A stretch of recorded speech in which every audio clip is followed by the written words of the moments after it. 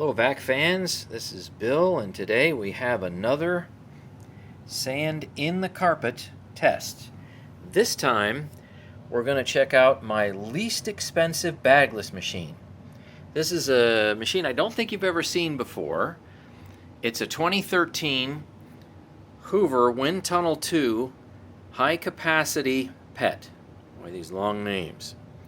It's got a chevron styled brush roll with fairly stiff bristles, and in 2013 the list price of this was about $120. In 2015 I started seeing this machine on sale for about $70.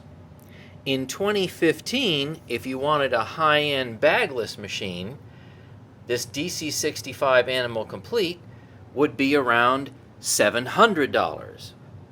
So let's see if a machine in 2015 that would run about 10 cents on the dollar can keep up to the high-end guy right there. So the DC65 measures on my airflow box at 52 CFM. This machine right here also measures 52 CFM. It has much less water lift. At the hose, measured in the back there, I get 76 inches of water lift, and the Dyson would be well over 100. So, without further ado, let's go and put some sand in here. The incredible disappearing sand.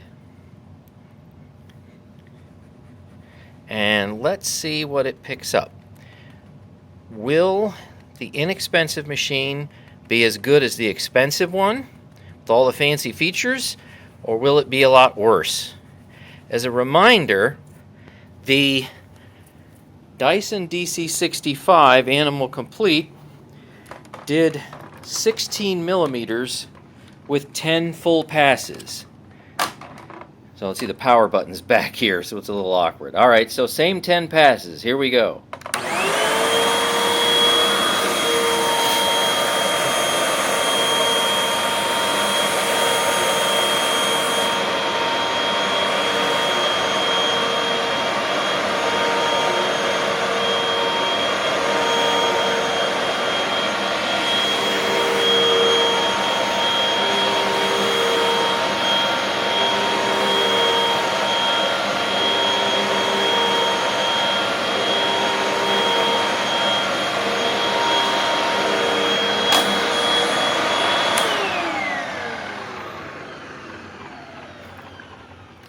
Alright, everything was clean beforehand.